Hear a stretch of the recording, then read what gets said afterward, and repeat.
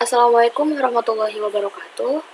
Perkenalkan, saya Isya Fitria dari kelas CF2A. Di sini saya akan menjelaskan denah bangunan dari topologi jaringan internet klinik harmoni lantai 1. Oke, pertama di sini pada lantai 1 itu terdapat satu router yang berfungsi sebagai gateway utama dan menghubung ke jaringan lantai 2. Router ini terhubung kedua switch, yaitu switch pertama dan switch kedua, yang mendistribusikan jaringan ke beberapa ruangan, seperti ruangan flebotomi, dokter umum, farmasi, pendaftaran, ruang tunggu pasien, dan ruang rawat inap. Setiap ruangan berada pada VLAN yang berbeda sesuai kebutuhan layanan, dan perangkat klien terhubung ke switch untuk mendapatkan IP address secara otomatis melalui DHCP. Sedangkan di lantai 2 dari topologi jaringan internet klinik harmoni, terdapat router kedua yang terhubung ke switch ketiga. Nah, switch ini yang melayani beberapa ruangan seperti ruang arsip, laboratorium, ruang staf, dokter gigi, dan ruang administrasi serta ruang pertemuan. Sama seperti lantai 1, setiap ruangan ini dikelompokkan ke dalam VLAN yang berbeda. Dan setiap PC yang terdapat di dalam ruangan tersebut akan memperoleh alamat IP secara otomatis dari DHCP.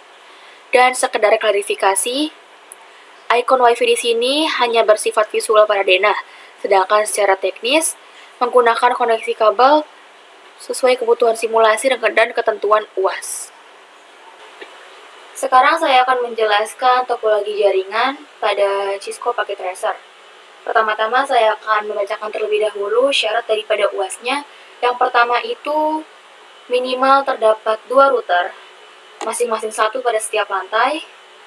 Lalu ada routing antar router di sini. Lalu ada VLAN dan juga trunking VLAN di sini. Lalu harus ada FTP, di mana terdapat 3 juga, yaitu FTP server, client, dan juga transparent. Lalu harus ada IP address, yang dimana IP address itu harus mendapatkan IP DHCP otomatis dari router, jadi tidak memakai statik. Oke, langsung saja. Di sini diminta untuk menjelaskan tentang routing.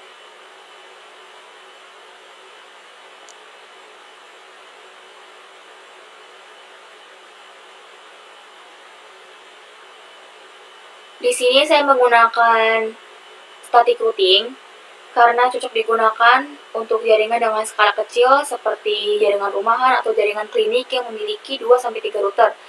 Selain static routing, di sini juga saya memakai dynamic, yaitu OSPF. Lalu untuk VLAN, kenapa saya menggunakan VLAN?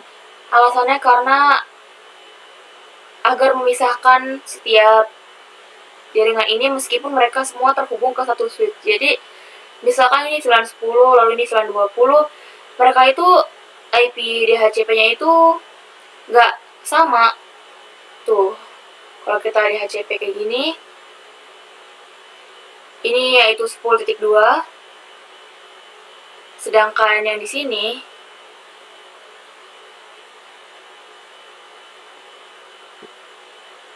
20.2. Kenapa bisa kayak gini? Karena saya menggunakan IP DHCP otomatis. Dan supaya mereka itu terpisah-pisah, itu harus menggunakan inter-VLAN routing yang encapsulation bersatu key VLAN berapa kayak gitu. Kalau kita nggak pakai kayak gitu, nanti kita setting awal 10 titik berapa, nanti semua IP itu bakal 10. Tapi kalau kita pakai encapsulation, nanti mereka tuh bakal terpisah-pisah sesuai keinginan kita kayak gitu. Lalu untuk FTP itu kenapa digunakan?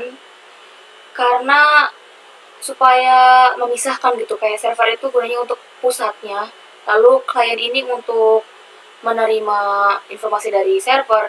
Kalau kita di sini, kita ke CLI,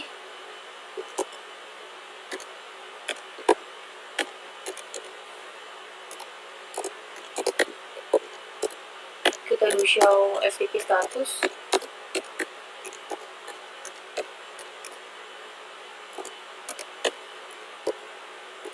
maka terdapat server yang bernama domainnya itu Aisyah, dan ini sebagai server. Sedangkan kalau kita klik di sini, karena kita udah pakai trunking ya, jadi dia tuh saling terhubung. Kita coba cek.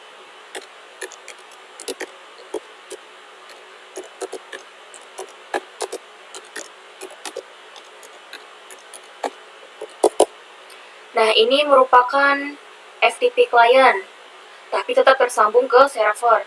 Sama seperti transparent juga kayak gitu.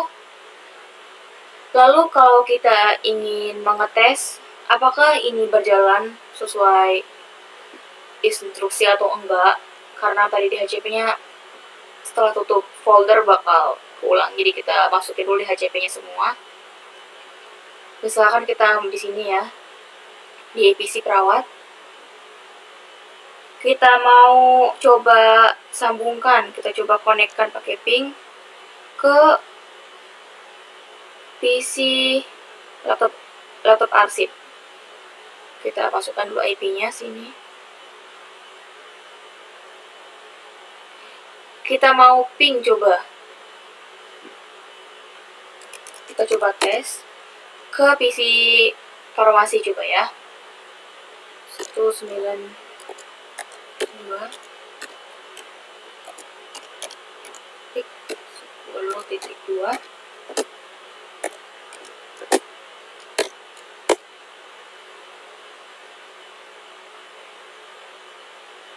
Karena ini masih loading ya, jadi agak lama. Seperti biasa akan request timeout dulu. Kalau kita ketikkan lagi, dia akan langsung TTL.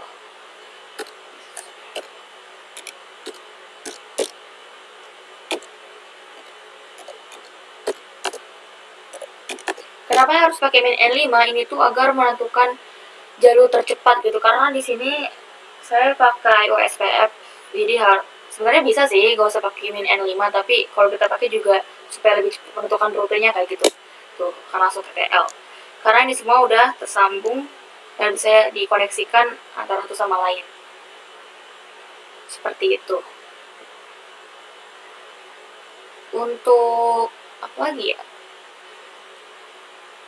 Semua di HCP-nya udah bisa, cuma karena ini habis tutup file, jadi dia keulang kayak gitu. Jadi kalau kita tinggal balikin sih udah bisa kayak gini di HCP.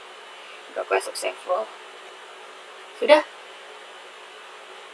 Hanya sekedar konfirmasi kalau pada syarat puas kali ini itu tidak perlu menggunakan wireless wifi, makanya saya langsung dari switch ini ke PC.